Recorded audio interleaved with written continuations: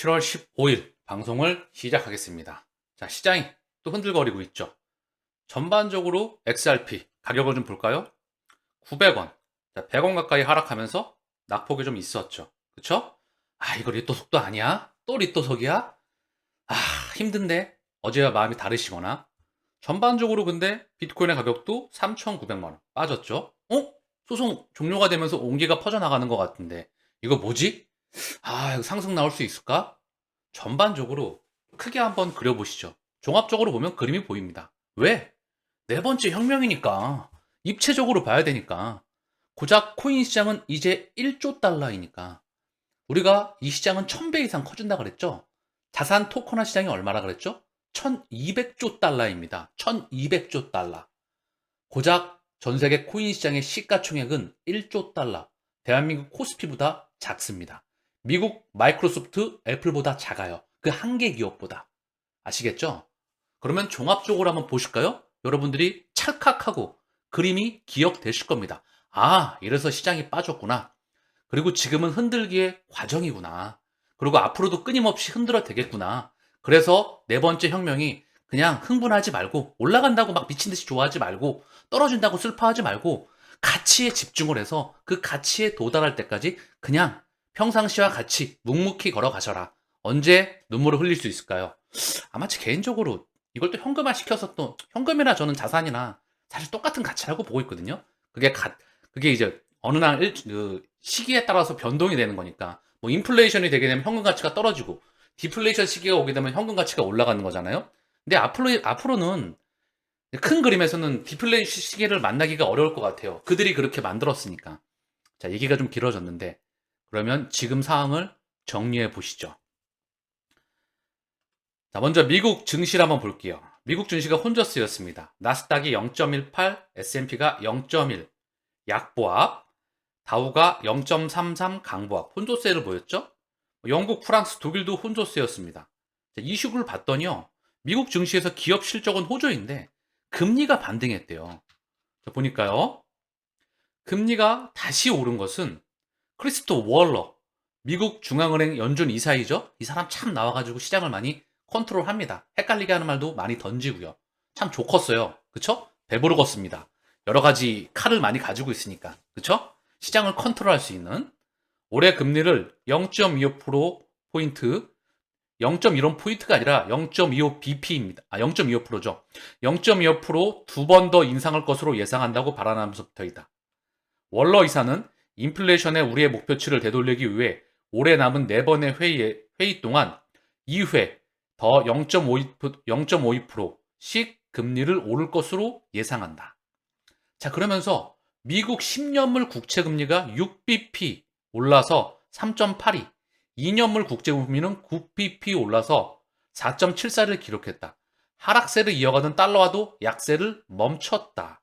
자, 보면은요. 자, 지표를 한번 보고 가시죠. 흐름이 보이실 겁니다. 달러가 강했다. 아직까지는 지표상으로 안전자산으로 치고 있죠. 달러의 패권이 끝나고 있지만 패권을 끝내고 있는 거죠. 그쵸? 새로운 시스템을 만들고 있는 것 뿐입니다.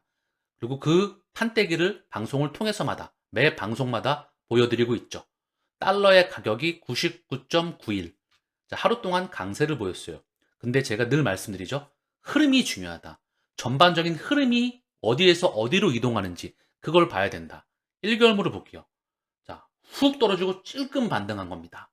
그쵸? 국제유가가 약세를 보였다. 찔끔. 이유는 위험자산의 약세, 증시는 혼조세. 자, 미국 채권금리가 하루 동안 튀었다. 2년짜리가. 정책금리에 연동되는 2년물이 훅 하고 뛰었다. 근데 1개월물 보게 되면 어떻게 되죠? 훅 빠졌다가 찔끔 튀었다.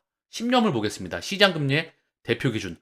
하루 만에 훅 뛰었다. 근데 1개월물을 보게 되면 떨어졌다가 찔끔 반등을 했다. 달러가 강했다. 국채금리가 튀었다. 증시가 혼조세를 보였다. 국제유가가 튀었다.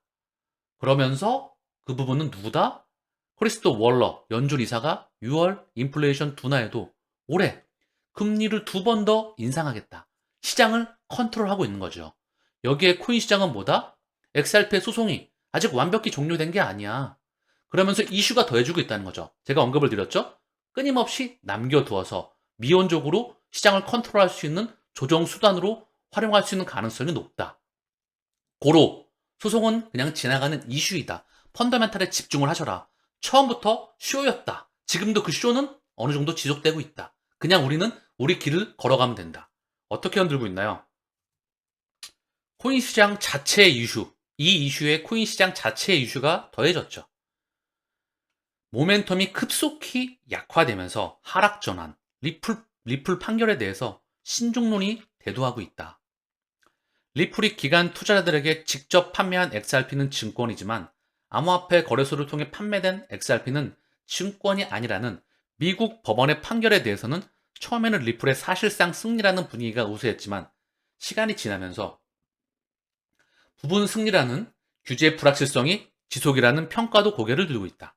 SEC와 코인베이스의 소송의 흐름이 보다 명확해질 때까지 알트 시즌을 기대하기 어려울 것이라는 전망도 나온다. 자, 이런 이슈가 더해지면서 시장이 흔들거리고 있다는 거죠.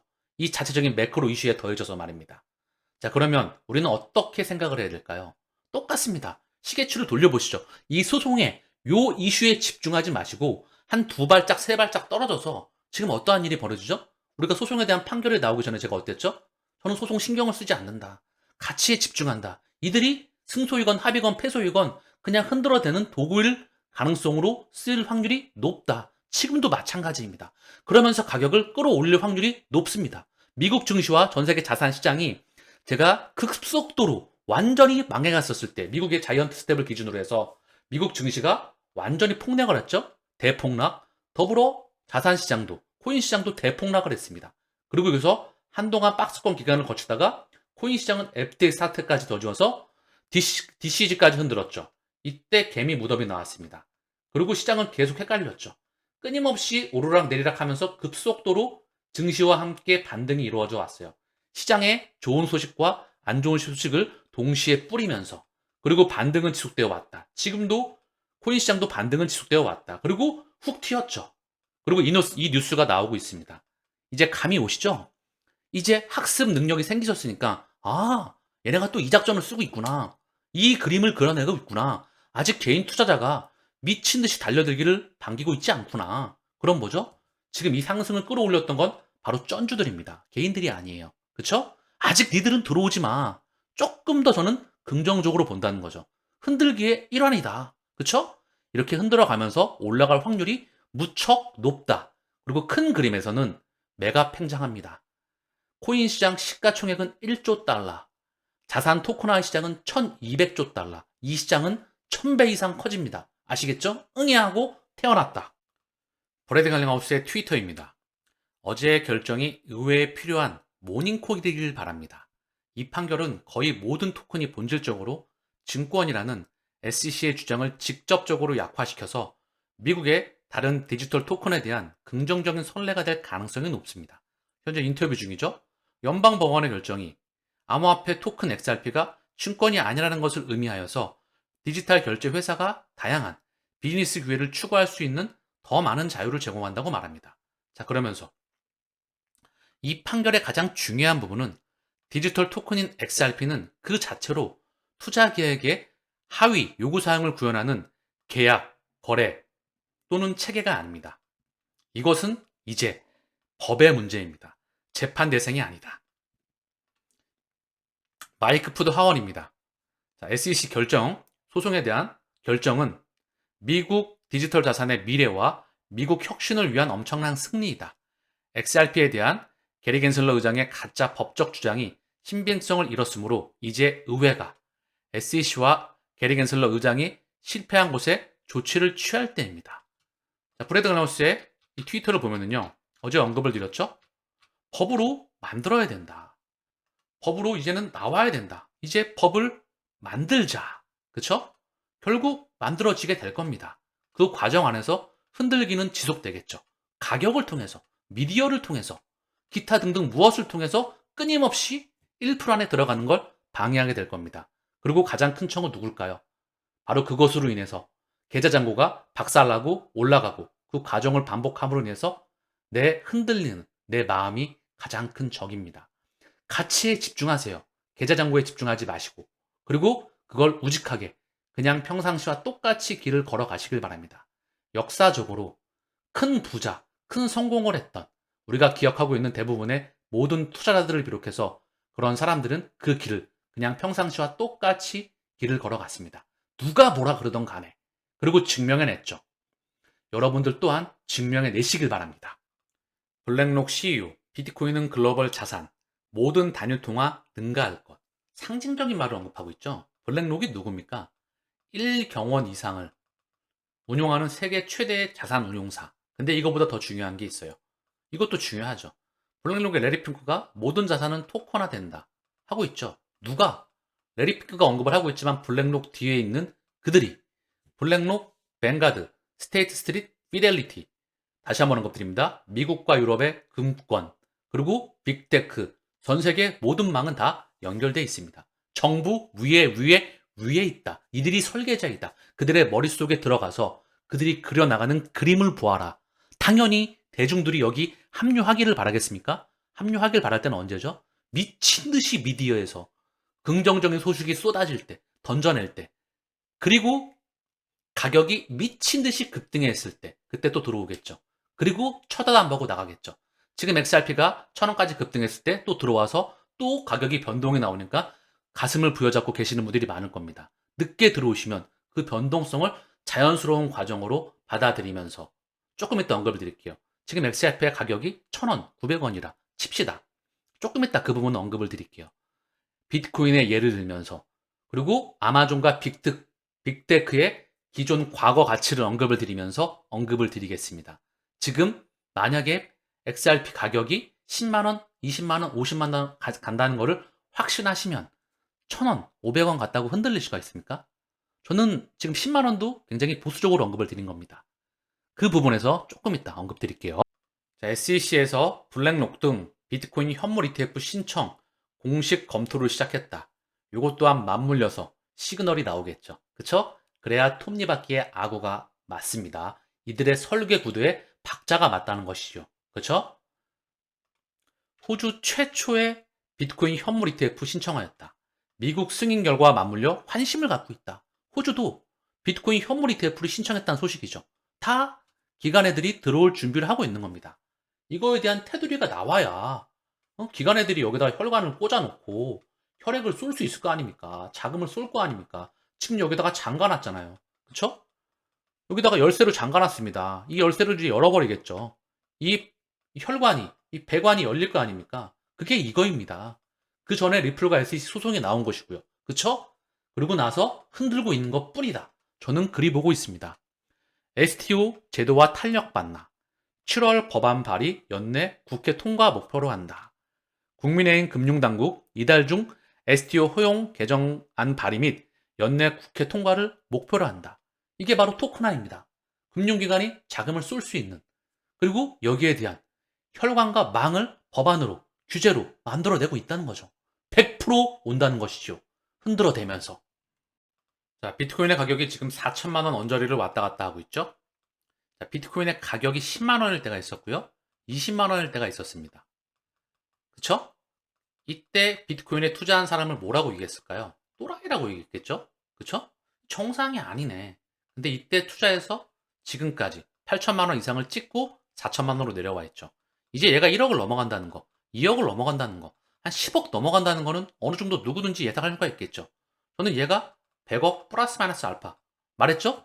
저는 그런 걸 좋아합니다. 남들이 봤을 때 또라이, 미친놈 이런 걸 좋아해요. 이유는 그래야 내가 일반 99%의 사람과 다른 생각을 가지고 있다고 생각을 하기 때문에, 만약에 그들과 대화가 통하고 똑같은 수준에서 생각을 하면 미래를 읽어낼 수가 없습니다. 그들은 보이는 대로만 판단을 하기 때문에 보이지 않는 미래를 우리는 땡겨와서 과거와 현재를 연결시켜서 미래를 읽을 수 있는 통찰력을 익히고 있는 것이죠. 이 방송을 통해서 제가 관심 있는 분야이기도 하죠. 그렇기 때문에 저는 리딩 머신, 그게 취미라고 언급을 드렸죠. 그래서 XRP 가격이 지금 500원, 600원에서 1000원까지 올라갔어. 1100원. 그러다가 900원에서 왔다 갔다 해. 근데 내 이 가치를 만약에 만 원을 넘어서 10만 원, 50만 원, 100만 원으로 봤다면 이 가격이 흔들거리겠습니까? 이거를 확신할 수 있다면 어떻겠습니까? 내가 올라간다고 좋아할 수 있죠. 조금. 또 어저께 같은 경우에 굉장히 좋아할 수 있죠. 근데 그 기간이 그다지 길지 않다. 왜냐? 가치가 여기까지 가야 되는데 이거에 오르락 내리락에 큰 의미를 두지 않는다. 그 부분을 보시길 바랍니다. 자, 그 비단, 삼성전자. 한 30년, 40년 전에 지금 900원 고점을 찍었죠? 이것도 액면분할 50대를 해서 900원입니다. 원래 280만 원, 300만 원 막 그랬죠? 그래서 예를 들면 얘가 한 900원, 한 30년 전, 40년 전에 100원이었어요. 아, 9만 원, 9만 원. 100원이었어요. 그럼 900배, 950배가 상승했잖아요? 근데 얘가 100원에서 한 200원, 300원 갔어. 막 미치듯이 팔고 싶은 거야. 얘의 가치는 9만 원짜리인데. 감이 오시죠? 아마존, 애플, 테슬라도 마찬가지예요. 얘가 한 1,000원 했어.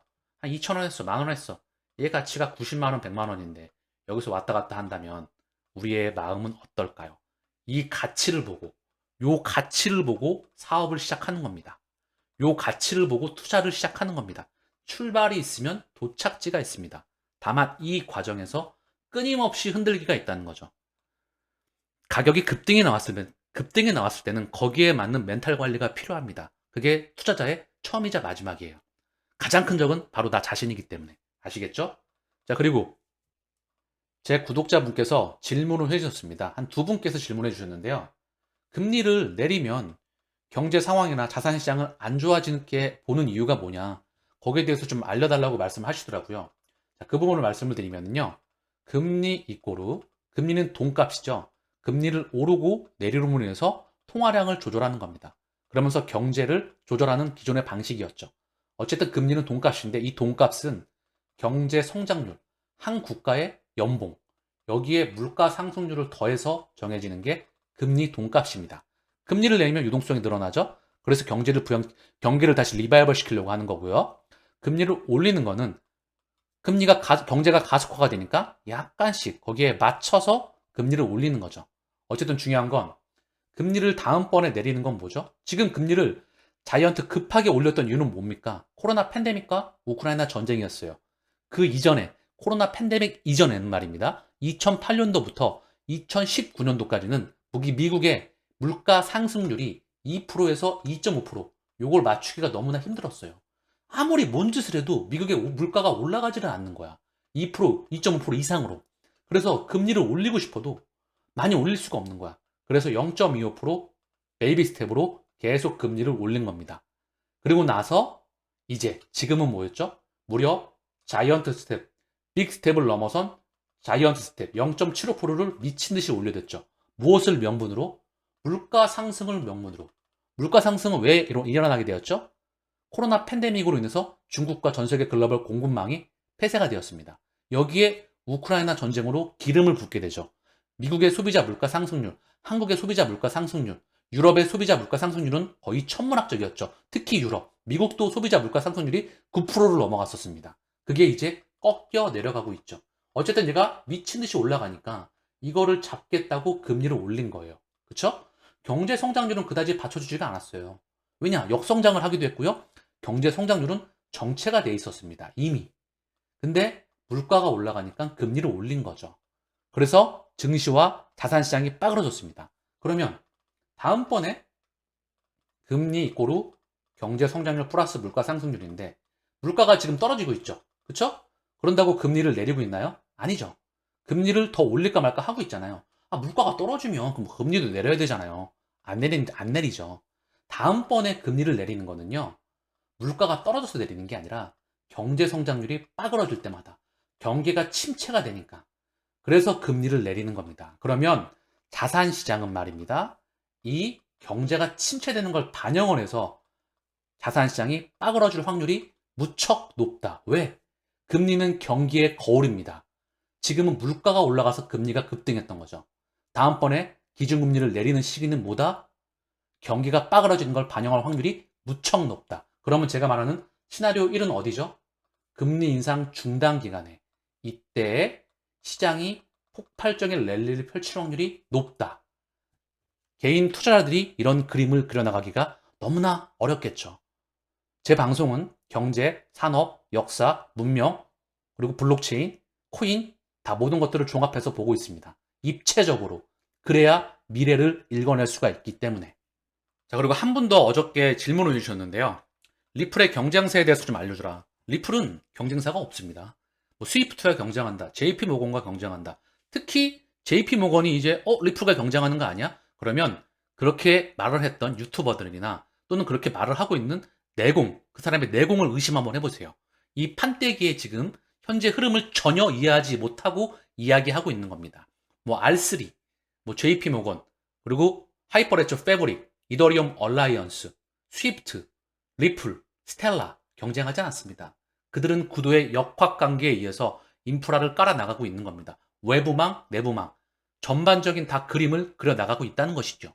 더불어 빅테크의 역할도 필요합니다. 다 연결되어 있기 때문에. 그리고 그들의 기득권은 누구다? 바로 설계자입니다. 우리는 걔네가 어떠한 의도를 가지고 있는지, 어떻게 도로망과 국가망을 깔아 나가고 있는지 그거를 읽는 것이죠.